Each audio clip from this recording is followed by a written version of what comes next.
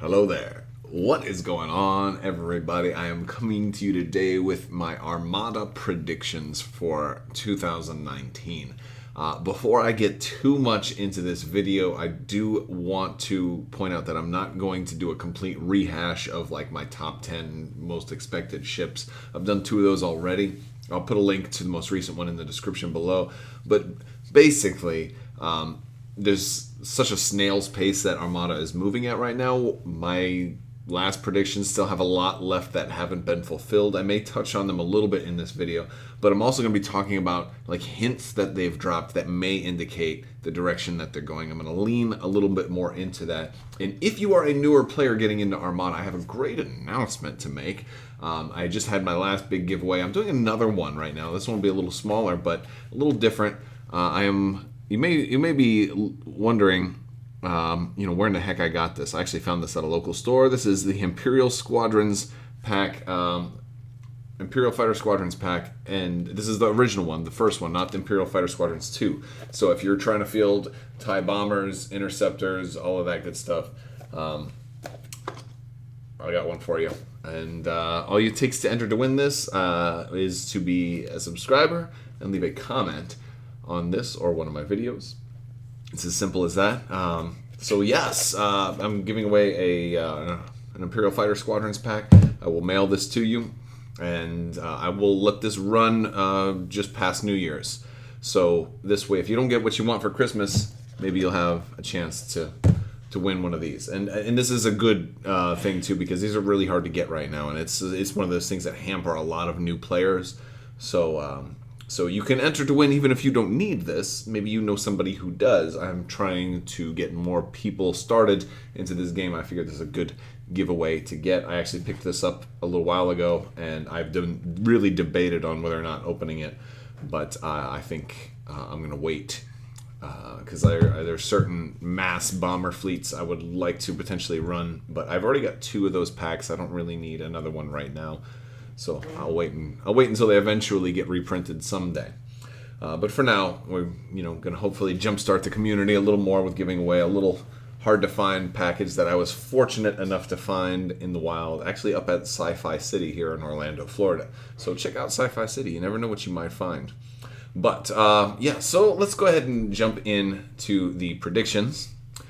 So I think a couple of things that are important to talk about here. First thing, even though the news has been slow, we haven't seen a Super Star Destroyer article. There was that flyer, and there was a whole bunch of drama with me and that flyer. But it just seems like, why is there no press for the Super Star Destroyer? And I think it boils down to Christmas. I said this in one of my live videos, like during a Q&A, because it came up. And I think it boils down to they don't want to push, for something that won't be available for the holidays too much before the holidays. I think after Christmas or after New Year's, we're likely to get a little more in the way of Armada articles, an official SSD preview, or maybe the first in a series of SSD previews. I think there's some things they need to clarify with rules and how things like MODI are going to affect it. I think there's some cards that they could preview, even though everything is already all over the internet and their own forums. So like they have, literally every card that comes with it all over their forums, but there's still going to be a preview, and I'm forbidden from talking about them. So, it is what it is. But I think we're actually going to see those official articles come out soon.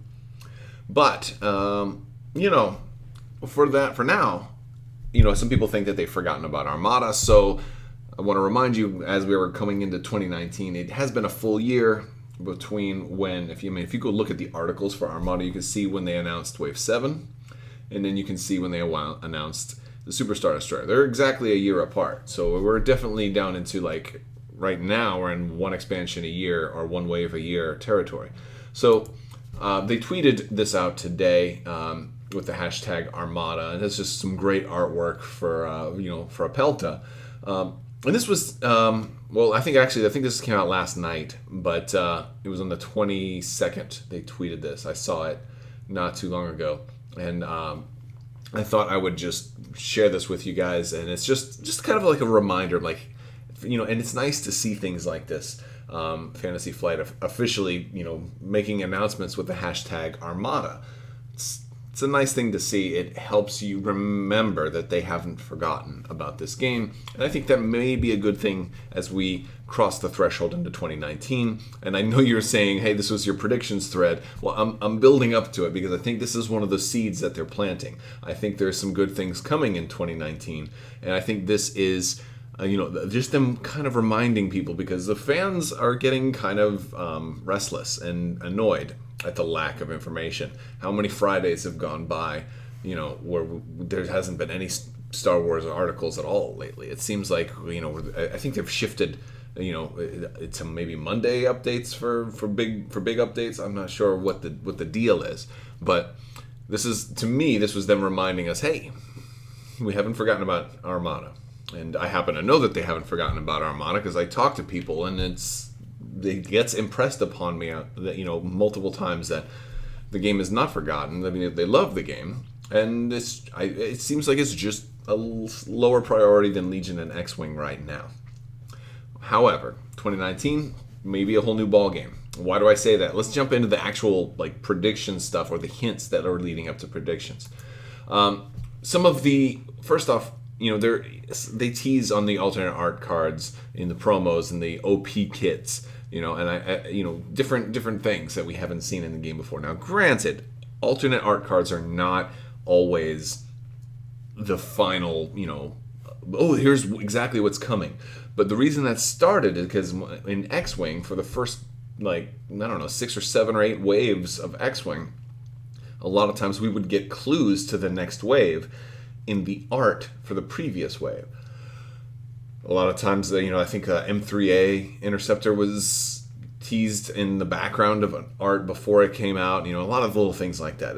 That was almost commonplace. We began to see that a lot, and so it's led people into, hey, it looks like that's there. It looks like that's there. And so you're likely to see certain things like that.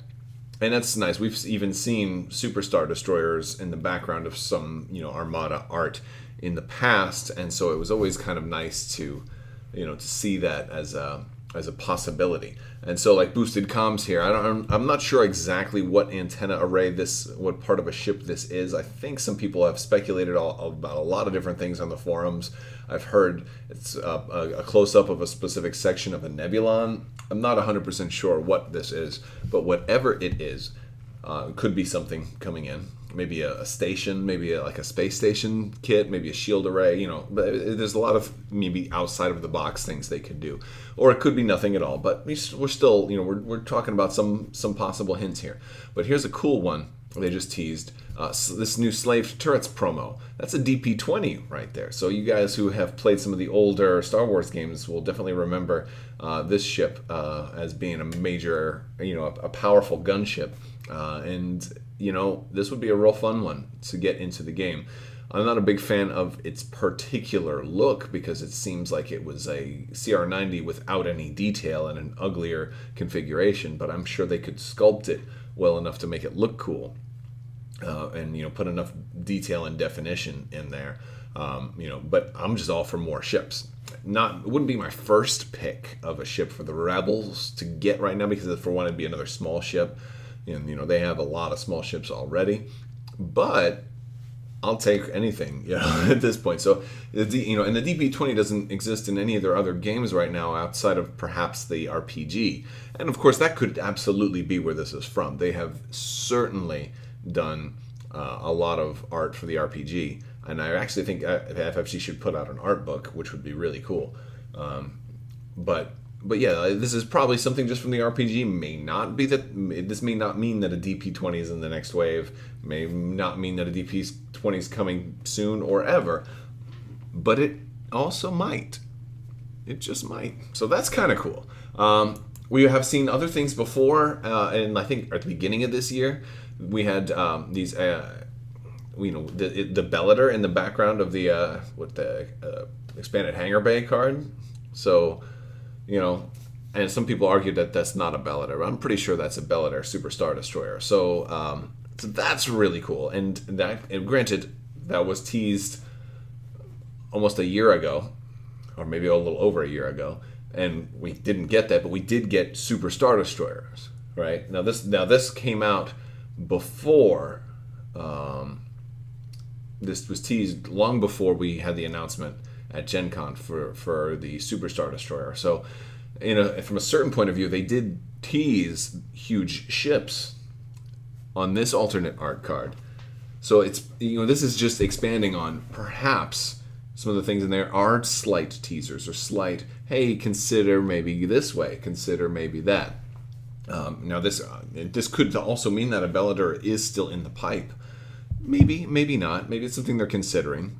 If I were thinking from a business perspective, especially when you're getting into the thing of doing huge ships, like the Super Star Destroyer is the biggest expansion they've ever made. From a business standpoint, it could be a little bit of a gamble, and they may want to see how well the Super Star Destroyer sells before committing to the manufacturing of another huge ship. And I could understand that, and I wouldn't fault them for it. But it would be really cool to have multiple huge ships, and I'd love to see, not a whole rush of huge ships, but I would love to see a new huge ship like every 3 or 4 waves, depending on how long this game goes, or at least a couple of non-huge ships in between each huge ship release, so we can really get battlefields that are very diverse as far as the size. I love seeing big stuff next to little stuff, and it makes it all stand out. It makes it really, really beautiful. So we have that. That's pretty much an indication that maybe these alternate arts could come true. All right. So this wasn't a whole lot of prediction, but there is a couple more. I will touch on what I think would probably need to have happen. So there's at least one more Rebel ship that I think must come. And as much as I really want to see the Venator show up, I have a feeling that may not until we get Clone Wars. Because I certainly think they're going to be doing the Clone Wars for Armada. I don't know when, though. And so it's really hard to say. But the longer it goes that we don't get a Venator for the Empire, the more comfortable I feel in saying, oh, they must be planning to do Clone Wars. That's just one of those things. It's kind of like how we didn't get Piet for a long, long time. And then each wave that went on, and we started getting more and more obscure commanders and not Piet, made me say, oh, yeah, well, we totally need to get Piet. Speaking of commanders, sidebar. This wasn't planned for the video, but how do you guys feel about General Veers being a commander for the Empire? I understand he's a ground commander. I get that. He's down there in his walker. I get that he works on the ground. But the Rebels have generals and admirals as their commanders. I mean, why? I see no reason why Veers couldn't potentially work in this game as well. So that's something to think about at least. All right, but I will leave you with at least, I think, maybe the next 2 ships that we may get, without going too much into my top 10 from like my last top 10 video, because I go in a lot more detail onto like the ships that I think they should have, or the ships that I think are coming, because the DP-20 wasn't on there, so that's kind of a surprise too. But I think this listening ship from Star Wars Rebels is definitely a candidate, and the reason I think that is the flotilla changes. One thing we saw with the Super Star Destroyer, its number was so early in the list of all of the different product numbers. It's clear the Super Star Destroyer was in the works for a very long time.